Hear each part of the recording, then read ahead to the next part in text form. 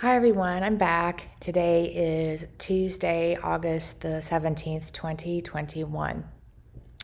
And yesterday I shared part one of the first visit to my mother's storage unit and what was revealed to me, how God just met me right where I needed to be met at, and just revealed some things to me and spoke over me, just a lot of healing, and I had a major breakthrough with what happened. So I don't want to give it away here in part two. So if you would kindly go to part one of my visit, dated the August the 16th, you can hear the full story.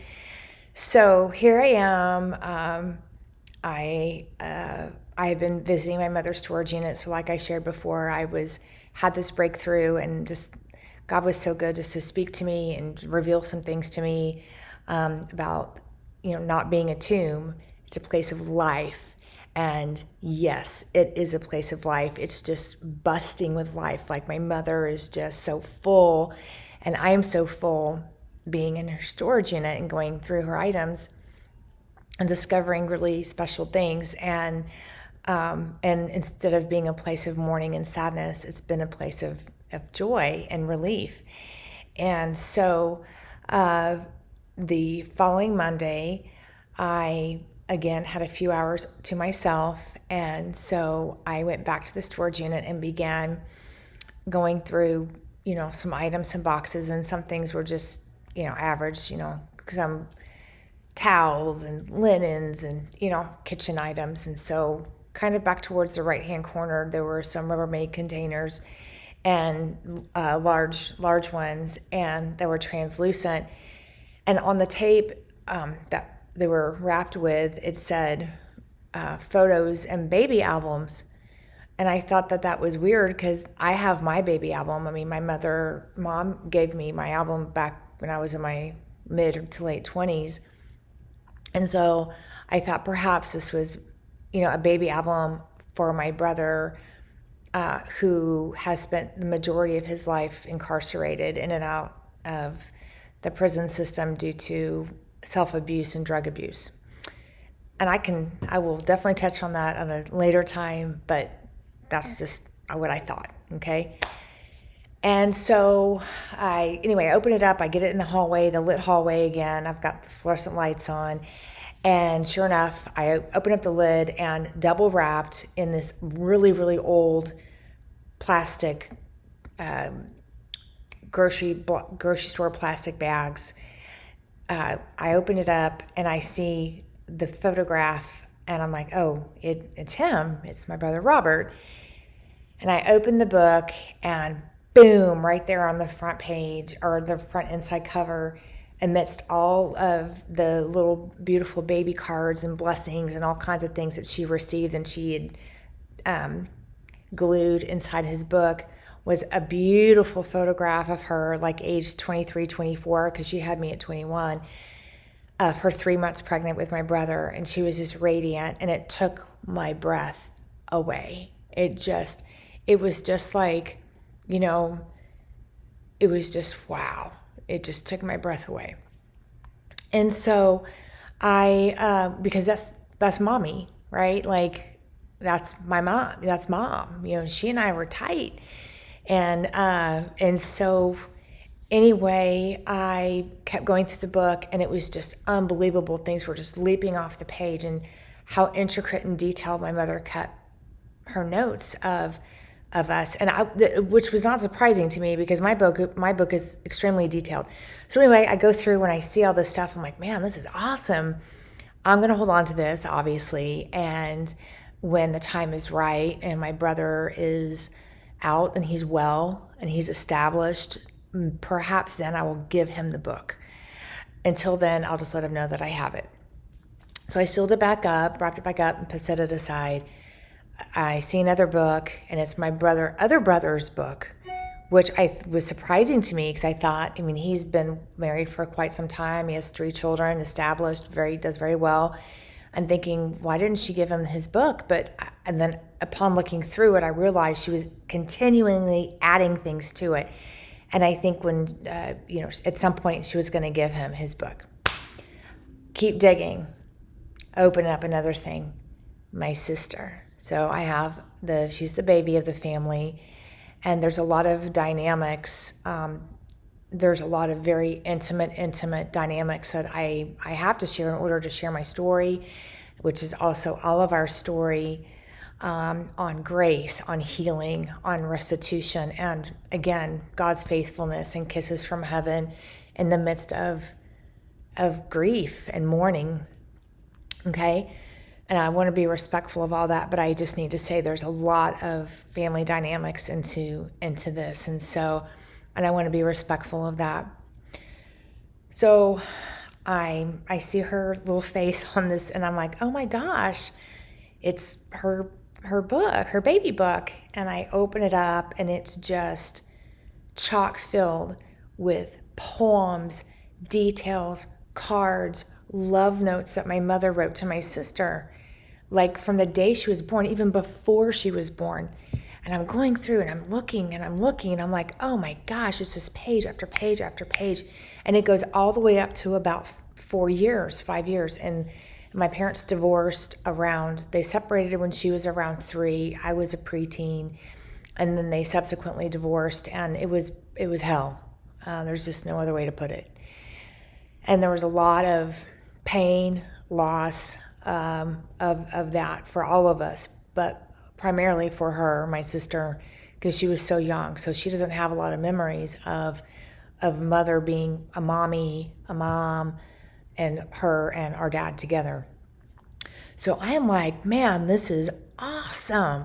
So I sent her a text message. I'm sitting crisscross applesauce there in the hallway with the book, and I sent her a text and say, hey, I have your baby book. And she replies, what baby book? And I said, your baby book. And she says, I don't have a baby book. So I shoot her a screenshot of the cover of her baby book, and I start shooting pictures of all this beautiful, beautiful. Like my mom's folding her baby laundry and saying, dearest, I counted all joy to fold your clothes, and I count it such a blessing that we have you. And just like, I can't even do it justice, the things that my mom was writing to her as a baby, as an infant. So I start taking all these pictures, and I'm sending them to her immediately. And she phones me, and she's crying. And she says, are you joking right now? I said, no, this is your baby book. I mean, look, this is all for you. And she says, I didn't know I had a baby book. And all of a sudden, boom, it just was all over me, like chills from head to toe. My sister is grieving, like sobbing on the phone. I get chills from head to toe about mother living and breathing and just busting at the seams, like pounding. I am here. I am here. I have always been here.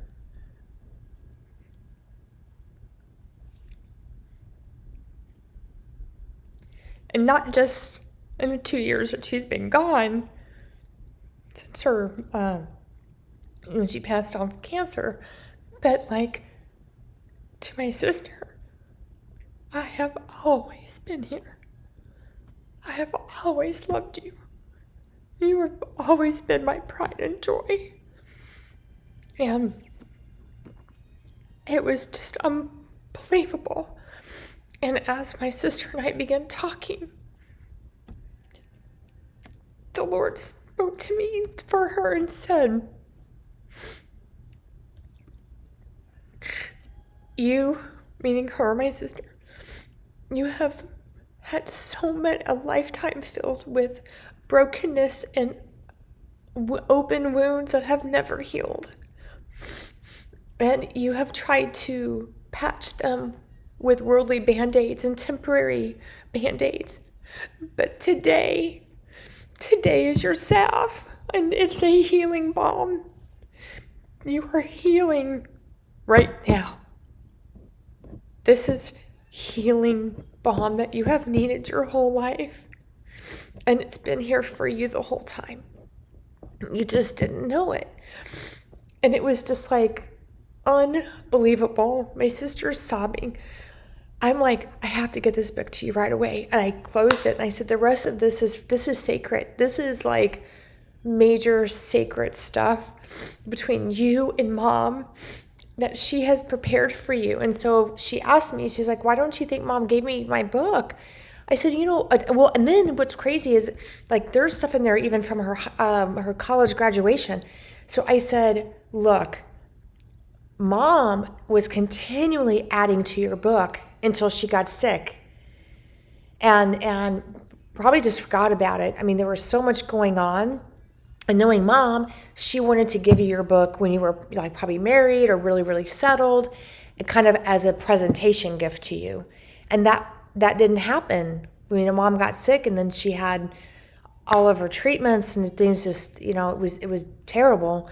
And she just forgot. I'm sure she forgot. But today is the day.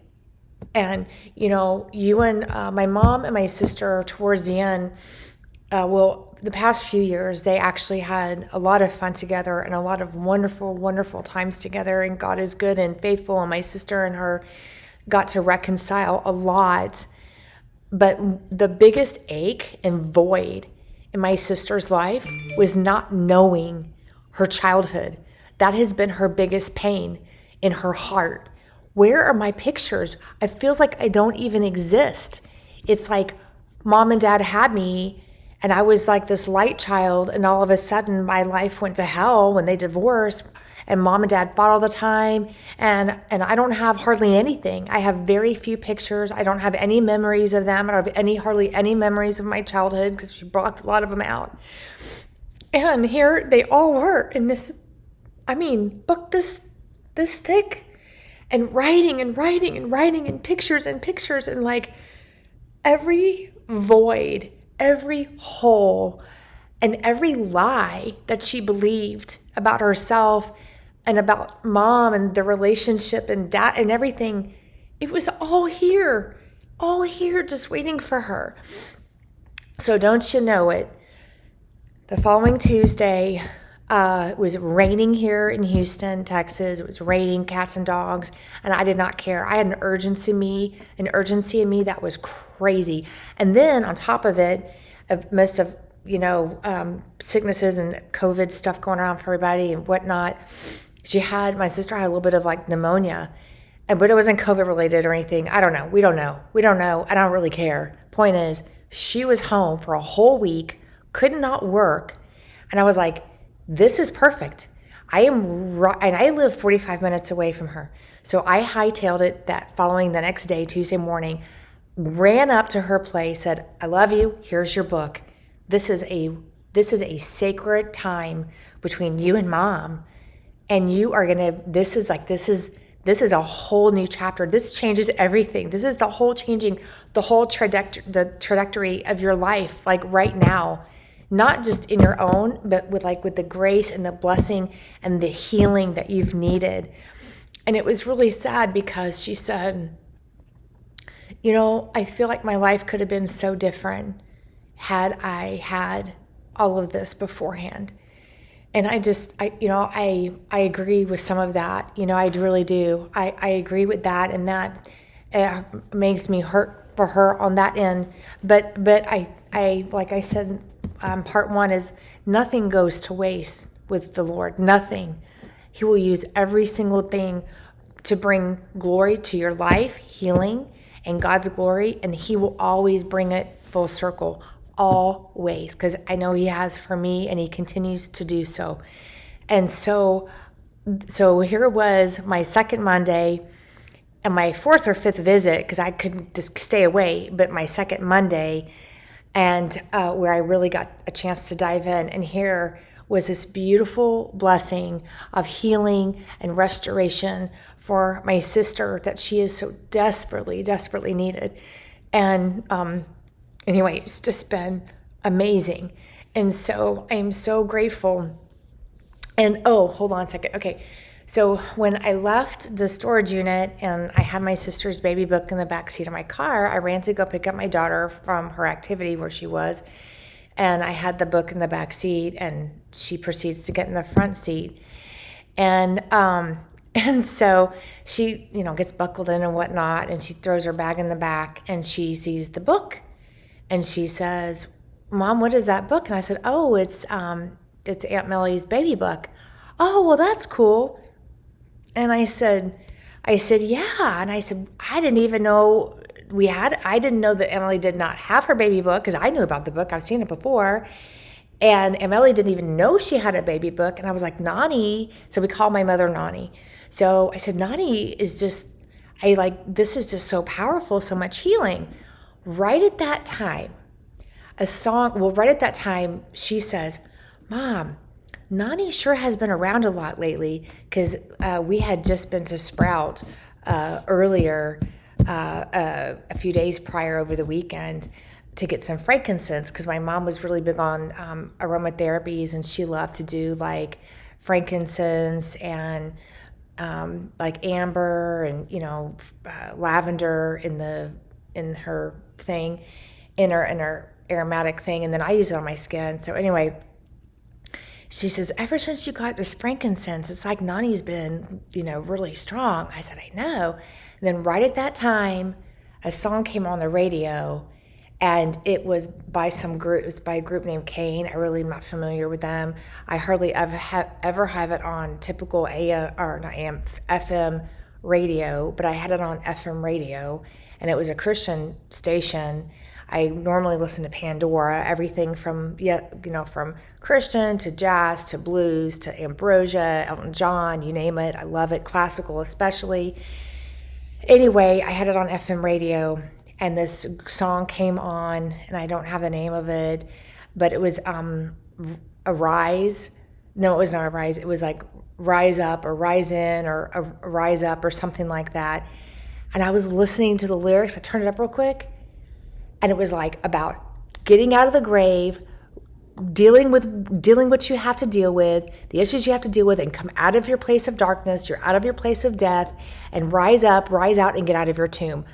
I was like, "Are you kidding me? This is the same thing." Remember, guys, I said in part 1 how when I was in Florida, I was waking up to "Arise, my love, arise." Like, okay, that was like a chorus kind of classical song. And then all of a sudden I get in the car, have this whole thing with the baby book for my sister. My daughter brings up the frankincense. My mother's been very strong. Her presence has been very strong. I've been having cardinals out here at my back constantly. And I don't mean just flying in and out. I mean stopping and staring in the windows, that kind of stuff. And anyway, then I get this song on the radio that I've never heard before. And the lyrics are just jumping out. So I turn it up real quick, and every single thing. I mean, it was just ridiculous. Are you kidding me? Like, about dealing with your, dealing with what are you running away from? What are you running away from? Go to it. Deal with the hurts, the pains. Don't lock them up in this tomb, and rise up. I was like, oh my gosh. So anyway, I wanted to share all this and get this out. Again, it's another one of those messages and stories that it's just a God thing. It is just a God thing, because I promise you guys, if I was not listening, and if God had not been working in my heart to wake me up and deal with this, the healing wouldn't be coming. The healing wouldn't be coming for me. The healing wouldn't be coming for my sister, and I know that my brother who's incarcerated, when he gets out, it'll be a place of renewal and healing for him, in a different way. But anyway, I just want to share with you that I'm grateful if anybody stayed with me this long to listen to all of this. I'm grateful, but I have to get it out, because I can't write it out. I'm not a good writer. I can write for proposals and stuff and fundraising, but I can't write my heart. I can't write my passion. I can't write my story like this. I have to get it out and just share it's the goodness of God, is faithfulness. And kisses, like I say, like kisses from heaven. And when we need it the most, like I have been needing this desperately. My sister's been needing it. And I'm just grateful. I'm so happy. And what I'm really excited about too is someone that I know for a few years. She and her husband started a side business called Gypsy Junkyard Resale, which is perfect because my mother always and they buy out storage units that have been abandoned. Well, I'm like, Kristen, you don't have to buy my storage unit or get it from, I mean, I'm paying for it. I'm going to empty it and give you all this stuff. And my mom always considered herself to be a gypsy, which is like so perfect because when my mom initially passed on, I gave most of her things to a women's shelter and nonprofit in the area that I live in. But again, now I have the rest of her items that can be a blessing to somebody else through Christy's business, Gypsy Junkyard Resale or whatever, and or flea market resale, something like that. Anyway, the point is the gypsy's there, and my mother was such a gypsy. So anyway, I really thank you guys for tuning in, and if you'd like to, please subscribe to my YouTube channel because I'm going to be, again, video journaling my heart, my life, the goodness of God, and I haven't shared this before, but one of my favorite of all time scriptures has for 30 years is, may the Lord bless you and keep you, and may his face shine upon you in graciousness and peace. I want to end with, God is real, he is personal, and he is powerful, and he is madly in love with you. So, God bless, and so sorry, I don't know why I get so worked up. But he is. He really is. He's in love with you. So, so sorry. This is just so silly. Please stay tuned and subscribe to me, and I will be uploading my journals on a daily, if not on a weekly basis, if not on a daily basis. So I believe time is short, and it is time to get the word out of the goodness and faithfulness of the Lord. Okay, so God bless, Godspeed, and I'll be uploading soon. Thank you. Bye.